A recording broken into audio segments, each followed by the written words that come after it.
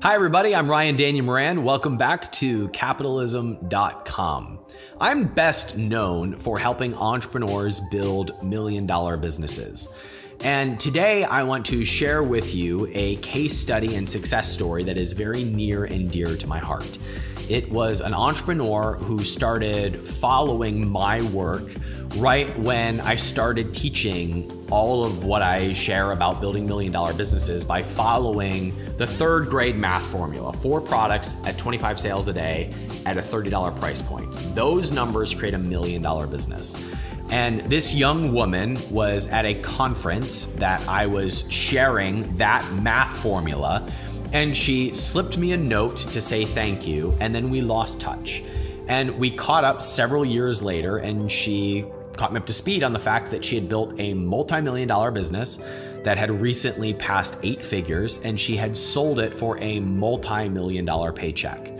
Now, that's a cool story, but the most interesting part of this is how she did it, because she did it in a very strategic, tactical way that I think anybody can do.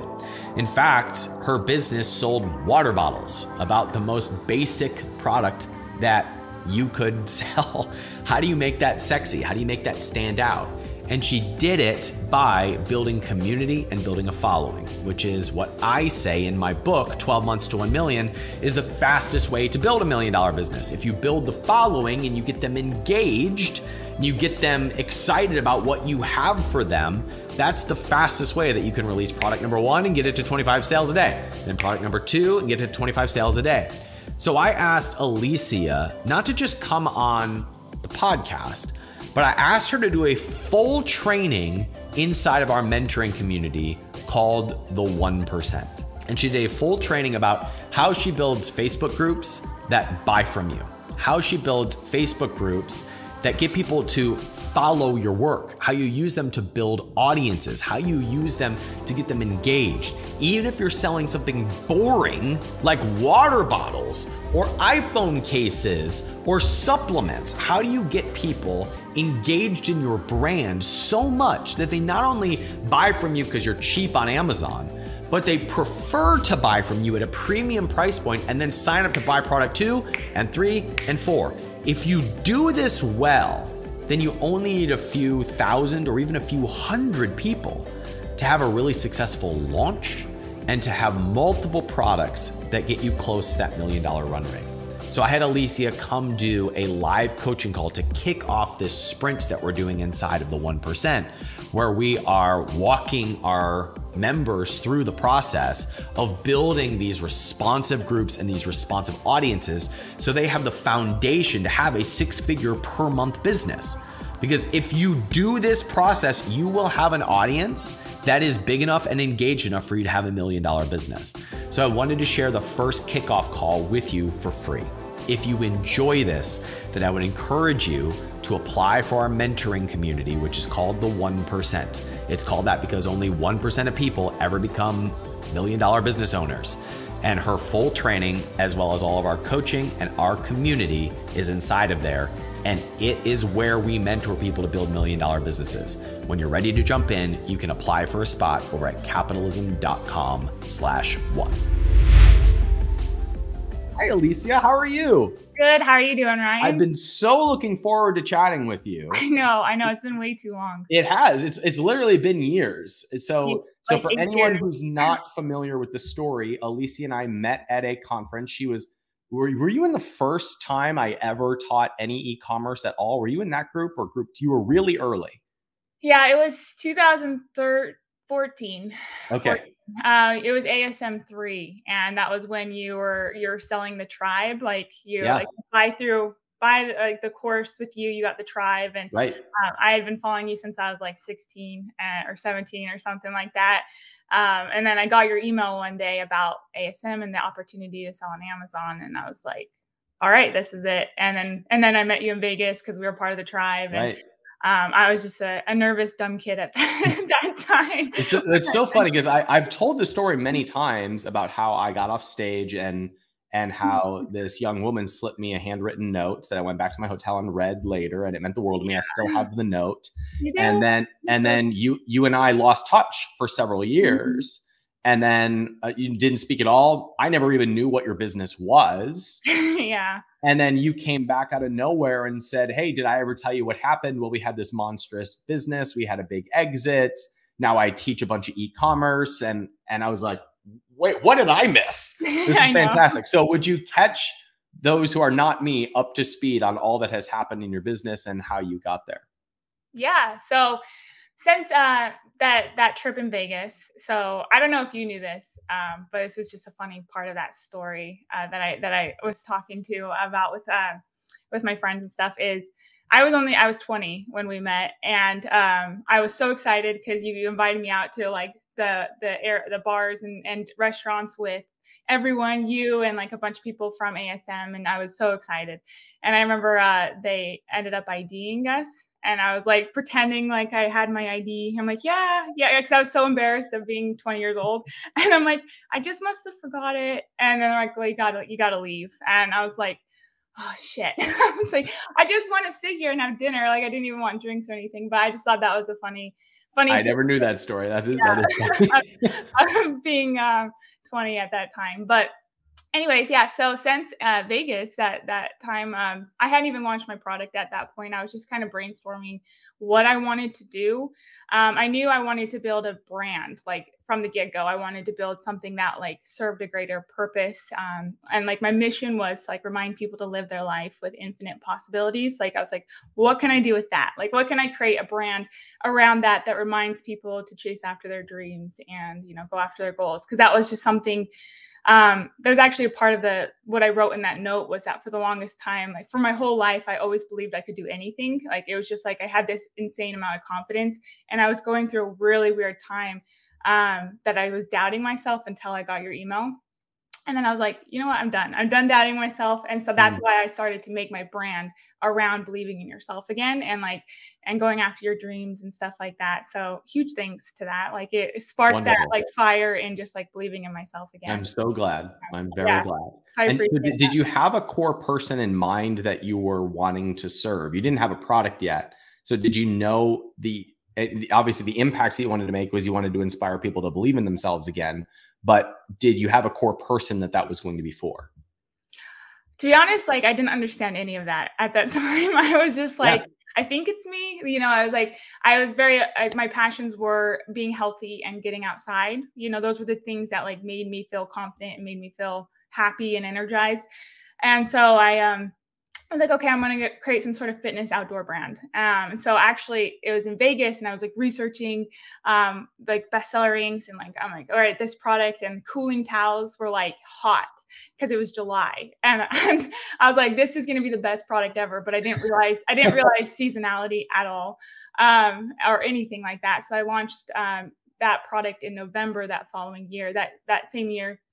And it kind of flopped because it was November then and nobody wanted, cooling towels or anything like that.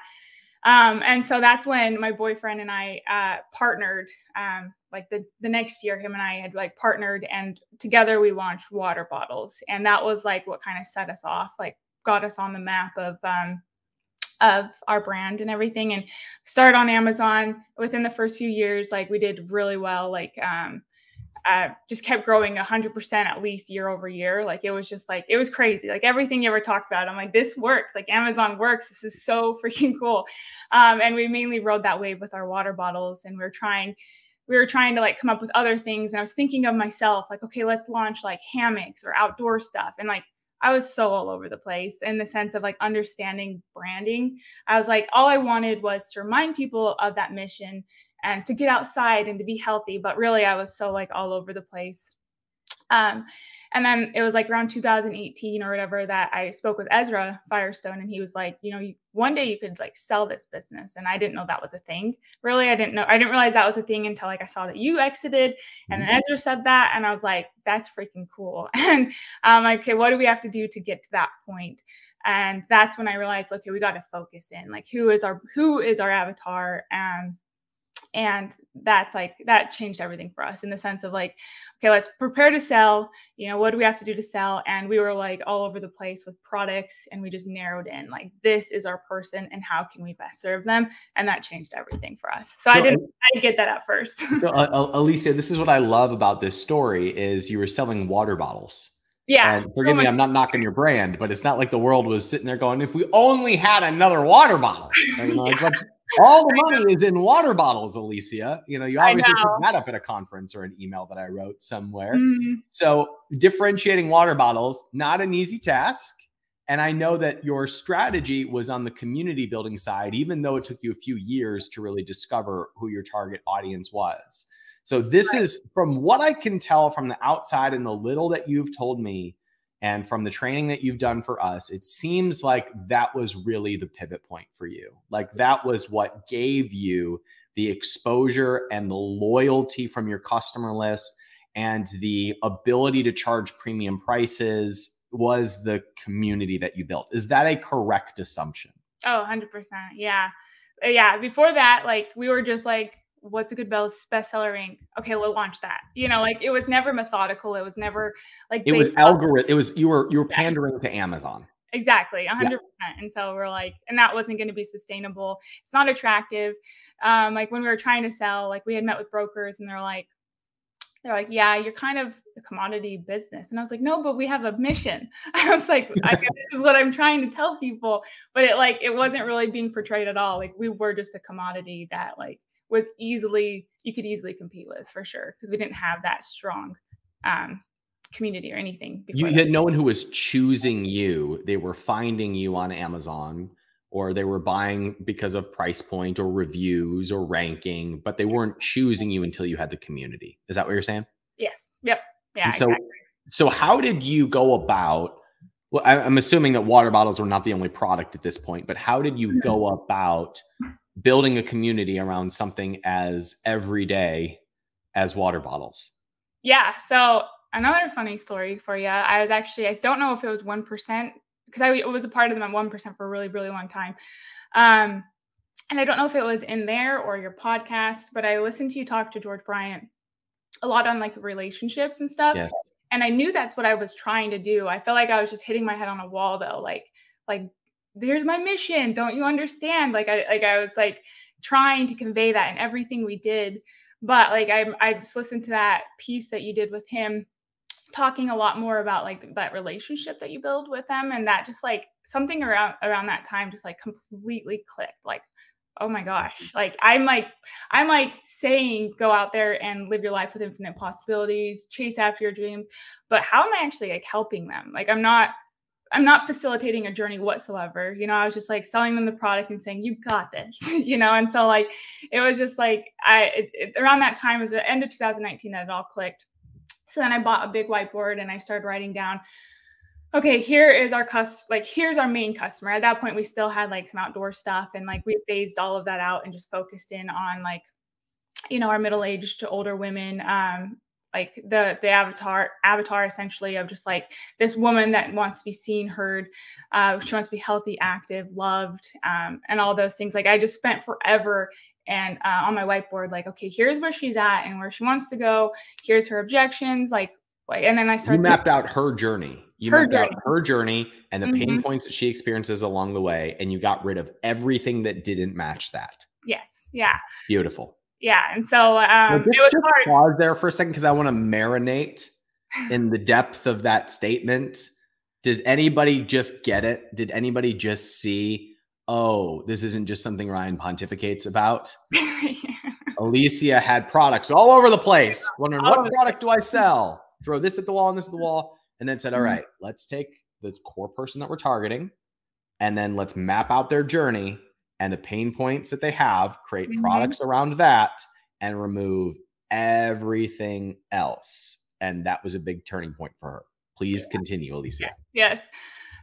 Yes. And then I was embarrassed when I you had this moment. Yeah. I'm like, like this whole time I've been like doing this so wrong. Like I had the best intentions, you know, obviously I went into it from the beginning wanting a brand. I never wanted to just like sell products that didn't make sense.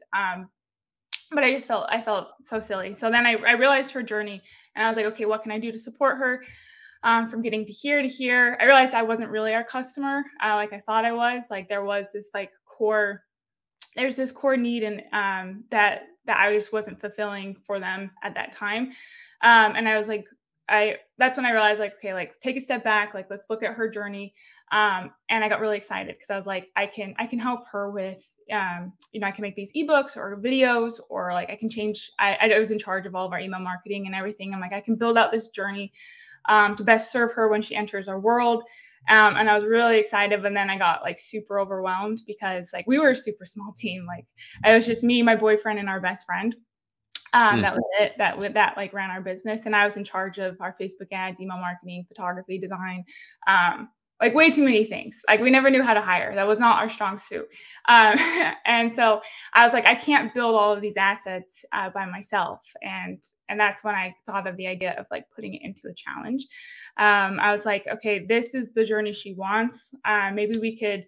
And it was just a shot in the dark. It was January like 5th, 2020 that I launched the challenge, and our community and Facebook group.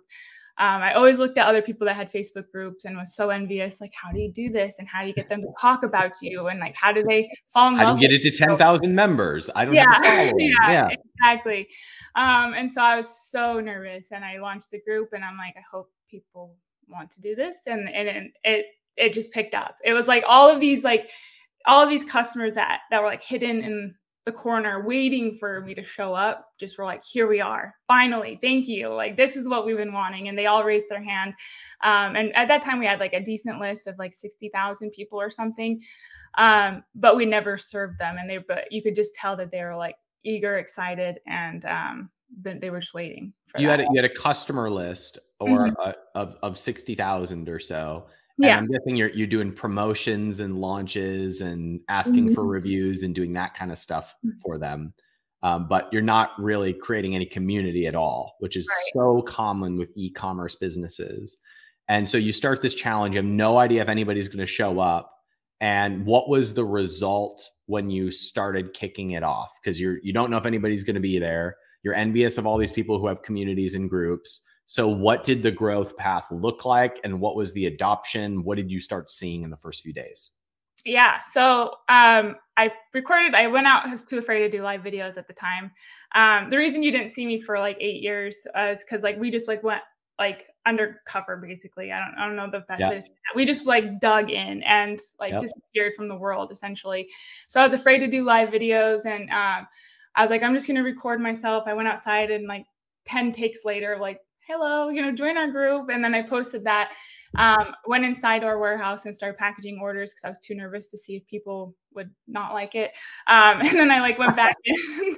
I went back inside, sent an email, invited people to the group. I went back in and saw that like dozens of people had already joined, and dozens of people had already made a pledge to join me. It was a hydration challenge, and to join me on this challenge. And I was like, holy shit. I was like, this is real. People are excited. And so the challenge was hydration challenge. Yeah.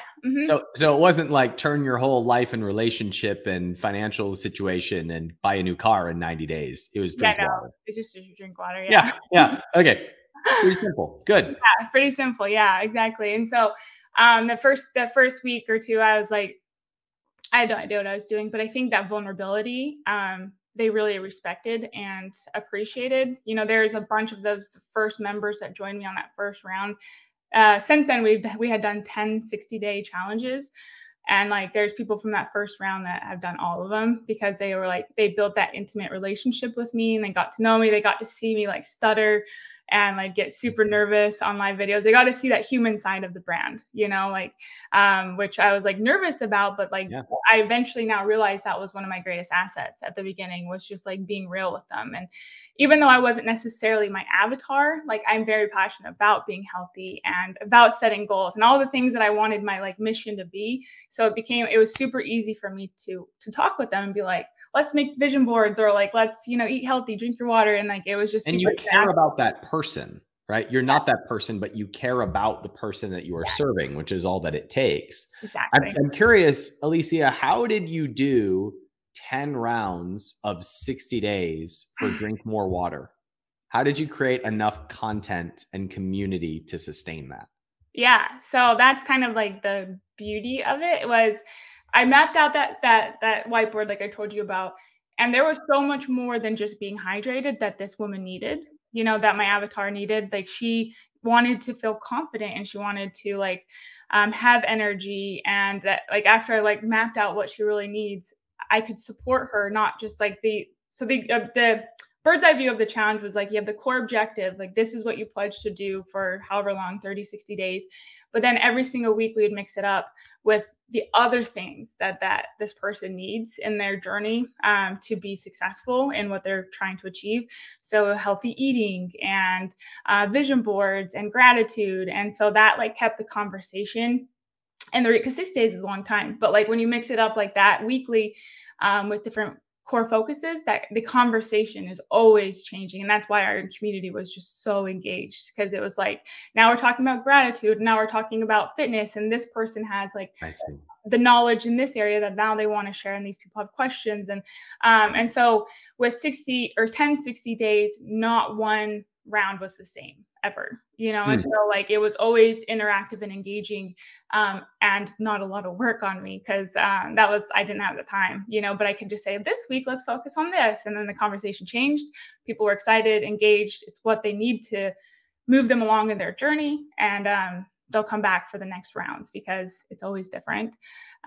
So that was kind of like the cool part that I accidentally did. And you were always jealous of people who had Facebook groups and communities of 10,000 people. How big did your group end up getting after a few rounds of this? 16,000 was 16,000. Yeah. And but I always think quantity over quality, or quality over quantity. I made it very intentional. Like they had to answer questions in order to like be in the group, because I didn't want people just inviting their friends and being like, yes, everyone joined, to get that number, artificially inflated. It was like, your friend invited you, but like answer these questions just so I know that you want to be here. You don't have to buy our products, but just so I know you want to be in the group. So we kept it very like intentional of like who's in there wanted to be in there. They answered the questions, and not just like free for all of people coming in, because then that loses focus of your group. So the first thing that I'm really hearing is this turned a faceless brand into a community, which is a win all on its own. You're selling a commodity like just a water bottle, which you're telling me makes it more sellable in your case, because the brokers that you're talking to are now saying that this has a real soul to it. People are now choosing you over other brands. So that is a win all on its own. But there's more to it than that too, because it's one thing for people to hear Ryan pontificate about how building real brand and real audience will increase conversions and price points and repeat buyers and give you more product ideas to sell. But how did it impact your business going from selling faceless water bottles to having a challenge with 16,000 people? What did that do for the top and bottom line of the business?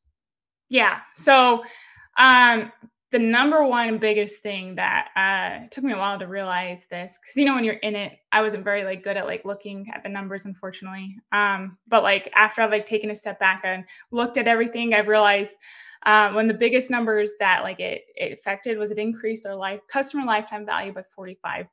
45%. My goodness. That blew my mind. That's massive. That's so massive. Yeah. And, unfortunately we were getting better at being, because we had really low profit margins. We started on Amazon. We weren't very water bottle. It was water bottle. Yeah. Our profit margins were like, that's also why we didn't hire a lot, because we couldn't do it. Right. But then over the years, we got better at upsells and adding in different products to increase that average order value. But on top of that, just having our customer lifetime value increase that dramatically, that like helped us so much in being able to acquire people and know that we're going to keep them in our ecosystem for a long time. So that was like a huge thing for us. Also, it helped us build out a roadmap. Before, like I said, I didn't know what to do. I was just like, oh, the bestseller rank, sure, we'll launch that product. And then it's a flop. And then like, so we never knew exactly like what to do, but now we like, our customers want this, they like this color, they want, this product next, because like it's actually talking to them. And then, yeah, 2020 was our first year that we hit 8 figures. So like, that was so cool. And was that after simplifying the product line? Yeah. So you crossed 10 million with fewer products. Yes. It's a big deal. Yeah. So, that was like, please listen to that. Like, please catch that, everybody. You hear me talk about this all the time about how when you choose your person, you'll sell more, you'll sell at higher price points, you'll have easier times choosing what products, they will choose you over competitors. And now you have Alicia telling you that that's what happened when they simplified their product line and went all on a core person. Alicia, did you launch any new products in service of the person that you chose that was going through this challenge, or did you just button up the product line that you had? No, we buttoned up first. That was like a huge part of our preparation to sell. But then like we realized different products like t-shirts or whatever, like we never we had apparel before, but like nobody cared because like they have to be your fan to like buy t-shirts. So like t-shirts and stickers and just like super quick high profit products that we could just like launch like this and then be done. We started like doing more stuff like that. That were like more that community based. Like we had like shirts for the community, like now you can identify that you're in the community with the t-shirt and stuff like that. And then some other products as well, but mainly just like the supporting like community products we were able to launch. But it was first buttoning up because that was our biggest problem, was just like all over the place. It made marketing so hard because I felt like I was writing to like a 40-year-old man that wants to be outside, and then like a 30-year-old woman that wants to drink water. And it was just like, I was so confused, Yeah. How do you get more of those people? You can't. Yeah, I don't know. Right. Yeah, exactly. Unless that person is changing their age and gender on a regular basis, going back and forth, buying different things. That's pretty hard to target. Yeah. So what did the core base of products end up being by the time that you're pacing 8 figures? Well, water bottles was number one. Like Yep. that was the hero. That was like what led the charge. But then we tried to get them in the door with like supplements and stuff like that, like to help support them on the journey, and then accessories, for our water bottles. And those were like the core products that we ended up with. I mean, that ends up being a very simple business. Yeah. And the beauty of that is when you don't have community, when you don't have brand, we tend to complicate it, which is exactly what was going on with you. And so going back to the who and serving that person allowed you to simplify, which allowed you to grow. Do you still own the business, or did you have an exit? No, I had an exit. So you had an exit. Yeah. Are you able to share? Can you share what you can share about it? Yeah, well, it was last year. It's almost been a year now. And so that's why you see me immerse from my cave, because I was just in there working forever. And so now I've been like, hey, I'm alive, and excited to talk to old friends and stuff. And but yeah, it's been about a year now, and it was a 7-figure exit, but it was we couldn't have timed it more perfectly, and we're very excited. But with the transition, with being like the face of the community and stuff, like I had helped run the community for a few months after as we transitioned me out, and that went super smooth, and the community is still going super strong, as we've like phased that out and transitioned. And all of my customers are super excited and happy for me, because I told them like, our brand was about like living your life with infinite possibilities. Now I'm going into, we're about to start traveling full time. And I was like, now I'm moving into the next phase of my journey. And they're just so excited, because that's what I always preached was,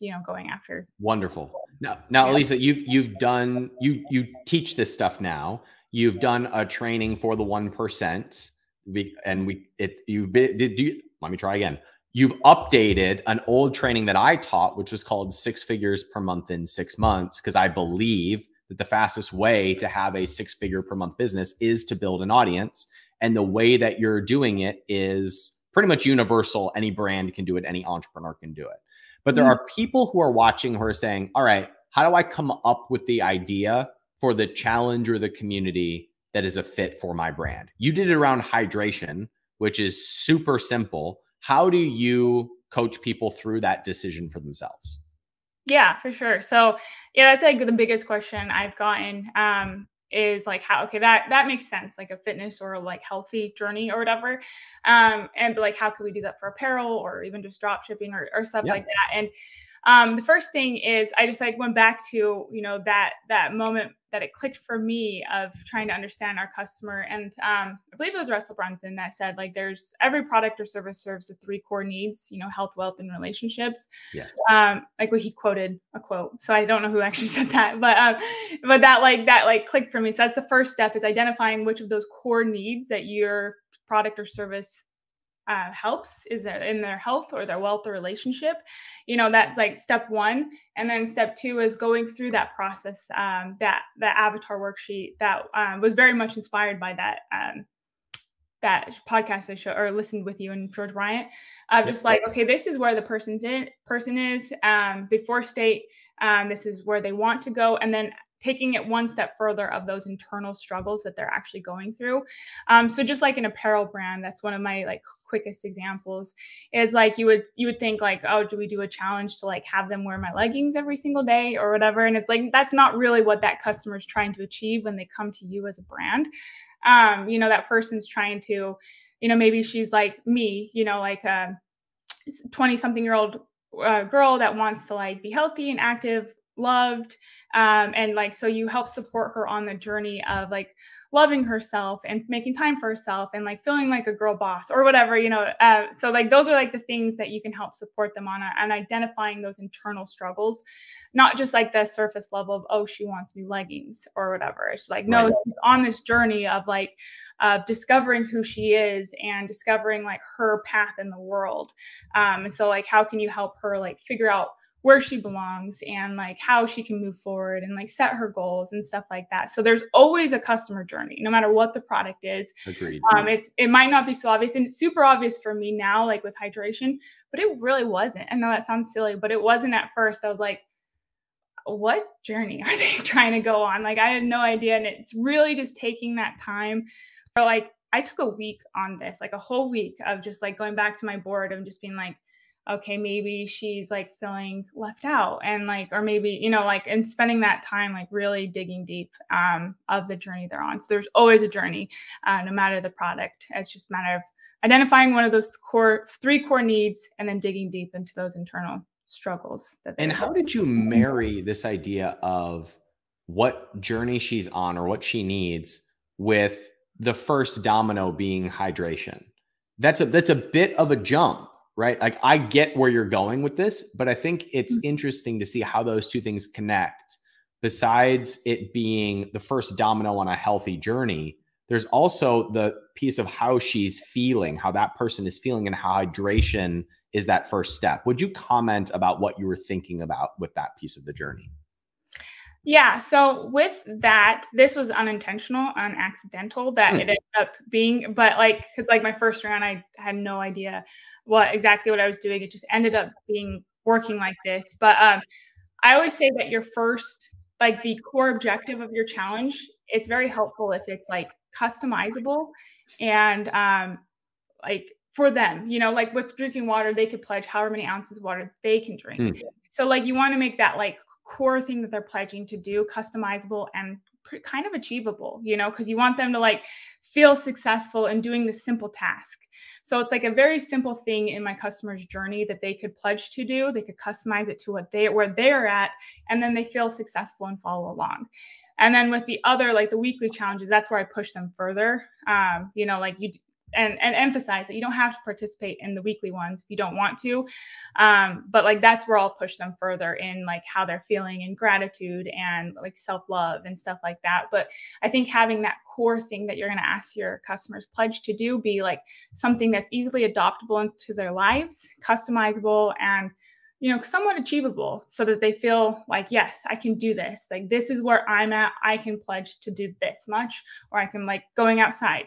I'm super busy, but I could at least pledge to like get outside for 5 minutes a day, or just something like that, where they like, I could do that for 60 days. And then if they like lose track or, don't check in, they don't feel like they failed, they can like, still follow along, but then jump back in on those weekly challenges when their life permits it. So it's very welcoming and sets them up for success, I guess. And how did you tie the product line into the challenge itself? Because there was obviously a bump in sales that happened when you started going in this direction. How did the product work its way into the narrative of the community? Yeah, so there's been a lot of people that are like, with ours, it's a lot more straightforward of just like hydration, you want a water bottle. Like we always emphasize you didn't need to use ours. Like, and that's like the biggest key component of your challenge is like, it needs to be a free experience that you can like, they don't need to buy your products because then you serve them, like help them fall in love with you, help them learn about you. But like with some of my other clients, it's not so direct, you know, like of just like hydration, water bottle. It's more like we have like a pet company, and it's not like you're going to ask them to use the pet products every single day. They might not need to, but you're helping them with the journey that the customer's on being like the best pet parent they can be, loving their animals, learning more about their animals.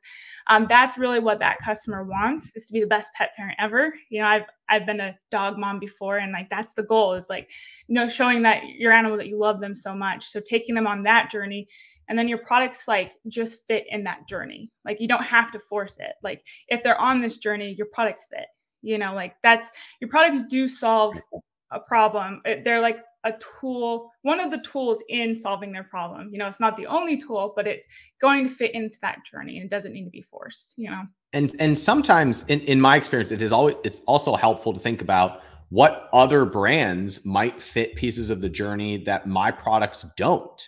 And that can sort of unplug the mental block that you can create of like, how do I force every product into this journey? Because like sometimes you're not the best fit for a challenge that they're facing, or you don't have the best product on that specific problem. And that's where brand partnerships come in. That's where collaborations come in. That's where content connections come from. That's where promoting other people's stuff as an affiliate or just because come into play on that. If you focus on the overall service of the customer on that journey, you're golden.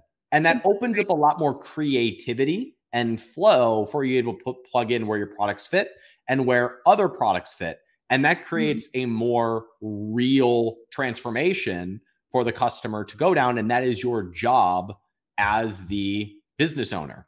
So Alicia, looking back on it, is there anything that you would do differently about the challenge now that you've done it 10 times?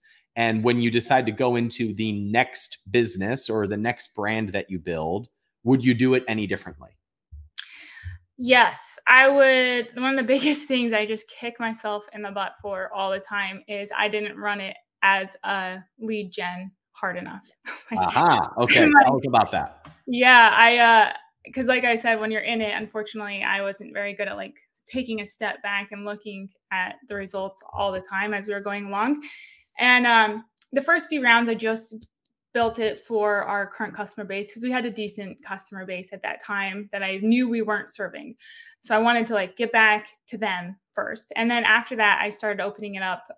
Like I would run Facebook campaigns and just be like, come join our challenge. It's free. You know, here's like the process or whatever. And I didn't realize how profitable that was. So if I could go back and do that, like, I feel like I would just go, I've gone so much harder on that because it takes a little bit for it to return. It's not that immediate purchase. Like it's not direct response marketing. Exactly. Yeah. Originally our top of funnel campaigns, we would send them to, you know, just our product listing and people would just buy, and we would get like a 2 return on ad spend. And that was pretty profitable for us. But then when we started using the challenge as a lead acquisition strategy, we're getting a 4 return on ad spend. It wasn't seen right away. Like it was noticed over like a month or two. But like, that's what I would have done a lot differently is like, it was such a powerful way to get people into our world. But I didn't really realize that. But I also like, I think there's a balance though, that you have to be very careful of flooding your community with people that don't know you, like too many versus the people that are your fans. So I always was trying to be methodical of keeping that like ratio of like, these are the people that love us, and are going to like tell all the new people how wonderful we are. Versus like these new people that are trying to learn the ropes. But I would have definitely done that a lot differently. Now that I know like that it was so effective and just like being able to acquire people. And specifically, you mean running Facebook ads to people to join the challenge. Is that right? Mm-hmm. Yeah. Yeah. Yeah. Did you try any other platforms, or were you, it sounds like you were 100% a Facebook group plus your email list and some Facebook ads. Was that the entire ecosystem? Yeah. Yeah. That Pretty was awesome. pretty much it. So if any of you have seen the content that I did as an opening to Alicia's training for the 1%, I talk about the traffic triangle, where you have a traffic source, a hopper, and you have a conversion source. Your conversion source is your email list. That's where you do the selling. You have your hopper, which is the Facebook group, and then a traffic source. In Alicia's case, that was Facebook ads. But you could also, as another way to grow the group, is you can take screenshots of what's going on in the group, post them to your social media, give your commentary about them, and link over to the group. You can take clips of the videos that you do for your challenge and put them as TikTok content or Instagram Reels and send them back to the challenge. You can take a question that came up in the challenge and respond to it on social media and send people back into the challenge. So that hopper where you are engaging the community also becomes user-generated and Q&A style content. You can do wrap-ups of the best content or the best questions that came in throughout the week and do a Q&A show on YouTube. That becomes the source of all the places of content that you are posting to all these channels. So those of you who are wondering, like, what do I put? Like, I don't like to be on social media. I don't want to put my face out there. I don't even know what I would talk about. Your challenge or your hopper, the place where you're building community, becomes the source for all of that, right? In fact, here's an example. I'm doing it right now. Did anybody catch that? We're talking with Alicia, who did content for all of you. We're recording it live for all of you, and this will become clips to encourage people to get plugged into our community. Exactly. So I'm doing it right now. Yeah, folks. exactly. So Alicia, did you do any of that? Were you sending out any of the stuff going on in the challenge to your email list, or were you just all dedicated to the community? No, oh my gosh, that was like the other huge thing, was it just made everything in my life easier. Like I said, I was in charge. I ran our own Facebook ads. I did our own emails. I did everything in marketing, and I always was like, I don't know what blog post to write. I don't know what emails to send, and I would like try my best, and like I felt like I was pretty good. But then like the group just like took over my content for me, and it just like I didn't have to think about what I was going to send to my email list anymore, because it was like, wow, like Becky just had the coolest transformational story. Like, I'm going to share her story. And then I'd like take her experience, her pictures, videos, and I'd put it in an email. If the email performed really well, then that's an ad now. And like, it just made everything. Like, our organic social media before was just like, it was dead. It was crickets. I was like posting the crickets all the time. And it's not like that skyrocketed, but like that just like took on a whole new level. Like, people were engaging in our organic social media like never before. So yeah, everything, email marketing, Facebook ads, social media posts, like it all just got easier, because now I had this like insane amount of user generated content that like by the time we sold, I didn't even tap into like a tenth of it. Like, it was just so much content all the time, and so many cool stories of people that like their lives were changed, and it was just fun. It's just like, it is fun. That's right. And it puts it makes you realize what an impact you as a brand are making, because now you're focused on the customer. Now, everyone, if you wanted to complicate this a little bit, like if there's any of you who are like, this is my brand and I am all in and I want to make a difference with this thing, one of the things that you could also consider, and you see me doing this as well, is once you have the challenge and that community in place, you can take the success stories of people who have completed that and make them podcast or YouTube interviews. And now you have a long form content with people who are having success with your product. And that becomes the long form piece of content that you're building the entire community around, recommending the challenge, sending people back into the challenge. And that becomes your traffic and your audience builder. And those two things start to feed each other. And when you have those two things in place, this is what I taught you guys in that traffic triangle strategy. When you have those two things in place, you're getting a lot of free exposure from the traffic source, YouTube or podcast, and you're getting a lot of free exposure from the community in the form of the Facebook group. And those two things really start to grow organically, which builds a massive community. That's how you can maximize getting a lot of free traffic, a lot of buyers, and build a real brand out of all of this. Yeah. Alicia, you did some content about all of this inside of the 1%, but I know that you're also building your personal brand and doing some speaking gigs and podcast spots and stuff like that. Where can people dive into what you're putting out publicly now? Yeah, for sure. So Challenge Makers, I feel like that's the most appropriate, easy name, making challenges. So it's challengemakers.com, and it has like everything. I have a group coaching. So I've been doing a lot of one-on-one with people of like helping them. But I thought it would be fun to just like help people, together. So I have one that's starting on April 20th. That I'm like taking a group of people going through everything and critiquing their challenges, feedback, their post register sequence, and everything like that. So all the details like of that can be found on my website, and some one-on-one as well. I have that as available. Fantastic. Alicia, you've done really well. I hope you feel very proud. Congratulations on all you've done. Nice work.